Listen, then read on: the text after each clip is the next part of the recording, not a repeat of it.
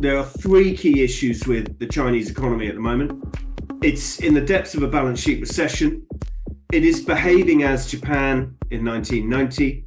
And President Xi has changed the incentive structures in the Chinese economy since he's come into power. Corporates and entrepreneurs are less incentivized to focus solely on profit making and have other incentives and goals and targets that they have to hit that are a distraction.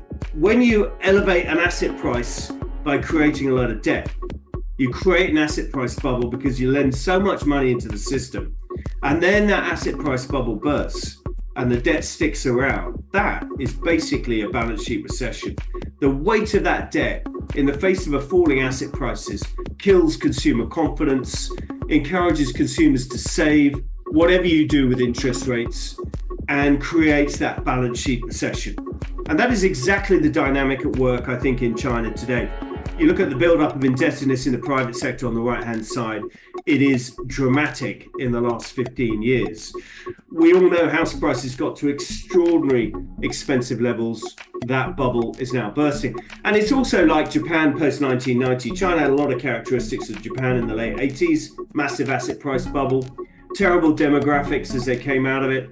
China, of course, has got a shrinking workforce, shrinking age, shrinking population, massive corporate sector indebtedness, very low margins in the corporate sector, as the policy was about building national champions and taking market share. And of course, that was Japan in the 80s. Think of Sony and all these big Japanese conglomerates, and think of any number of Chinese companies today where it's all about global share, it's not about margins. And that's all encouraged by credit allocation by the central policymakers to the industries. They want to be global champions. So the parallels with Japan are thick and fast. We wrote a detailed publication on that on 2019. Xi's changed the incentive structure in the economy from what Deng Xiaoping set up in 1979 and has been in existence ever since then. The bubble's bursting, it's heavily indebted, and policymakers are being very slow to react. But you can see it's deflationary from these charts. Producer price inflationary,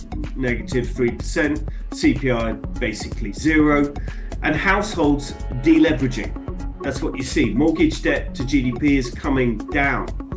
And of course, mortgage debt to GDP has gone up dramatically since 2008, all the way through to 2020. And as the house price bubble burst, it's starting to unwind. So that is deflationary upon the economy. The housing market, of course, is deflationary upon the economy. There's a whole ton of charts here that tell us what we already know. There's no sign of life in floor space started. Housing activity moved last month to one of its lowest data points in 15 years. The clearance rate for selling houses, top right, still extremely high levels. And of course, yes, there's a plenum coming up in July. Xi is trying to drive them to get more active. They're going to socialize some of the housing, but I'm not sure it's going to be enough. I suspect it'll be another example of a sort of tepid response to what is needed to deal with this very serious balance sheet recession in China. And in fact, if you look at the confidence in China is on the floor, ticking up a tiny bit if you look at the willingness to consume, the blue line in the top right-hand chart, but looking dreadful if you ask people how they feel about house prices or confidence in general, or their employment outlook, or their income expectations. So confidence is on the floor. What have the Chinese done? Primarily flood the system with liquidity. Now, what we all observed, learnt, relearned, saw in the global financial crisis is liquidity does not solve the problem. It papers over the cracks. This is a solvency issue. Losses need to be taken. Liquidity doesn't fix it. And all liquidity does is shove money around the system and end up with no serious money supply growth. So look at where we are with M1 and M2, both the lowest they've been basically in decades. So there's no growth in the money supply of any substance.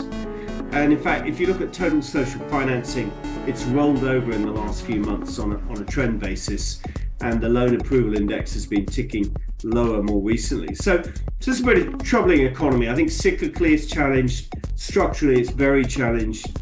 All eyes on the plenum in July